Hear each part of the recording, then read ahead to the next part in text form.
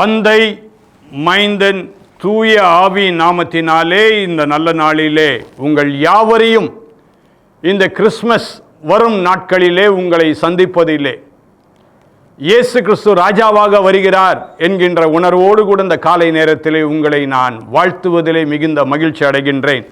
இந்த மாதத்திற்குரிய அருமையான ஒரு தியானமாக உங்களுக்கு முன்பதாக பரிசுத்த யோவான் எழுதின சுவிசேஷம் 18ஆம் அதிகாரம் 37ஆம் வசனத்தை இந்த நல்ல நாளிலே இந்த மாதத்திற்கான ஒரு வார்த்தையாக உங்களுக்கு நான் சொல்ல விரும்புகின்றேன். அப்பொழுது பிலாத்து அவரை நோக்கி, அப்படியானால் நீர் ராஜாவோ என்றான். இயேசு பிரதித்திரமாக, நீர் சொல்லுகிறபடி நான் ராஜாதான். சத்தியத்தை குறித்து சாட்சி கொடுக்க நான் பிறந்தேன். இதற்காகவே இந்த உலகத்தில் வந்தேன். சத்தியவான் எவனும் என் சத்தம் கேட்கிறான். அருமையான இயேசு பிறப்பின் பண்டிகையை நாம் கொண்டாட இந்த மாதத்திலே இருக்கின்றோம்.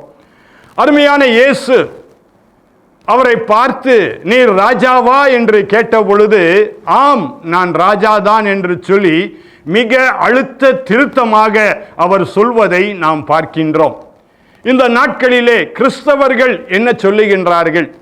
நீ உண்மையாகவே கிறிஸ்தவனா என்று சொல்லி கேட்டால் அவர்களுக்குள்ளே ஒரு பெரிய கேள்வி வருகின்றது. கிறிஸ்தவன் என்று சொல்லிவிட்டால் அரசாங்கத்தின் சலுகைகள் எங்கே போய்விடுமோ என்று சொல்லி பயப்படுகின்றார்கள்.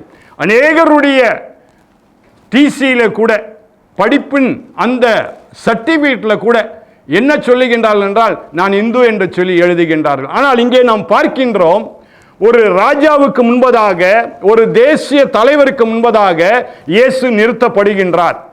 விசாரணைக்காக நிறுத்தப்படுகின்றார். அந்த சமயத்தில் அந்த ராஜா கேட்கின்றார், நீர் ராஜாதானா என்று சொல்லி கேட்கின்றார். ஆம் நான் ராஜாதான் என்று மிக அழுத்தமாக அவர் சொல்வதை நாம் பார்க்கின்றோம்.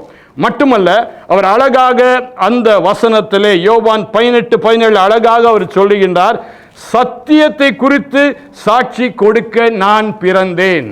சத்தியத்தை குறித்து சாட்சி கொடுக்க நான் பிறந்தேன்.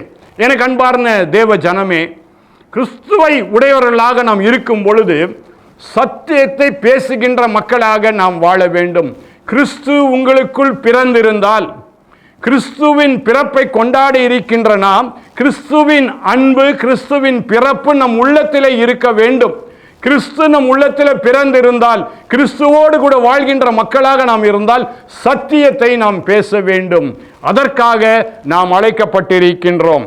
இரண்டாவது, அங்கே அவர் சொல்வதை நாம் பார்க்கின்றோம், இதற்காகவே உலகத்தில் வந்தேன் என்று சொல்லுகின்றார். பிறந்தார், வந்தேன் என்று தைரியமாக அவர் சொல்லுகின்றார். நாமும் கூட இந்த உலகத்தில் வாழ்கின்ற அந்த வாழ்க்கையிலே சத்தியத்திற்காக நாம் வாழ வேண்டும். காரணம், இயேசுவாகிய ராஜா நமக்குள் வாழ்கின்றார், நம்மோடு கூட இருக்கின்றார். பரிசுத்த ஆவியாக நம்மோடு கூட உலாவிக் கொண்டு இருக்கின்ற தெய்வமாக அவர் இருக்கின்றார். மூன்றாவதாக அவர் சொல்வதை நாம் பார்க்கின்றோம், சத்தியவான் எவனும் என் சத்தம் கேட்கிறான் என்று சொல்லி அழகாக அவர் சொல்வதை நாம் பார்க்கின்றோம். சத்தியவான் எவனும் அவருடைய சத்தத்தை கேட்கின்றவனாய் இருக்கின்றான். இந்த உலகில் நாம் வாழும் பொழுது அநேக விதமான சூழ்நிலைகள், பிரச்சனைகள், வேதனைகள், வியாதிகள், கவலைகள், வீணான வம்பு சண்டைகள் வரதான் செய்யும். காரணம், ஆண்டவர் சொன்னார், இந்த உலகத்திலே உங்களுக்கு உபத்திரவங்கள் உண்டு, ஆனாலும் திடன் கொள்ளுங்கள், நான் உலகத்தை ஜெயித்தேன். ராஜாவாகிய ஆண்டவர் வரப்போகின்றார், ராஜாவாக வரப்போகின்றார். ராஜாவாக பிறந்தார், ராஜாவாக வாழ்ந்தார், ராஜாவாக சத்தியத்திற்காக அவருடைய சத்தத்தை கேட்டு நாமும் வாழும்படியாக தேவன் நம்மை அழைக்கின்றார். இந்த மாதம் முழுக்க ஆண்டவருடைய சத்தியம் நம் வாழ்விலே தங்கி நம்மை மனமகிழ்ச்சியாக வைக்க தேவன் தாமே உங்களை ஆசீர்வதிப்பாராக. அன்பின் பிதாவே, இந்த அருமையான நல்ல நாளுக்காக நாங்கள் நன்றியோடு கூட துதிக்கின்றோம். இந்த அருமையான ஆண்டவரே, பிள்ளைகள் இந்த காணொளியை பார்க்கும் பொழுது தேவனுடைய பிரசன்னம் அவர்களை மூடி கொள்ளட்டும். அப்பா, சத்தியத்திலே நீர் பிறந்தீர், சத்தியத்திலே நீர் வாழ்ந்தீர். அந்த சத்தியத்தை நாங்கள் கேட்டு நாங்களும் உம்முடைய பிள்ளைகளால் சத்தியமாக வாழ, உண்மையாக வாழ, உமக்கு உகந்த பிள்ளைகளாக நாங்கள் வாழ, ராஜாவாகிய தேவன் நீர் எங்களோடு கூட இருக்கிறீர் என்பதை உணர்ந்து நாங்கள் வாழ தேவன் தாமே நீர் எங்களுக்கு அனுக்கிரகம் பண்ண வேண்டுமாய் நாங்கள் ஜெபிக்கின்றோம். பிதா, குமாரன், தூய ஆவியின் நாமத்தினாலே நாங்கள் ஜெபிக்கின்றோம் நல்ல பிதாவே. ஆமென்.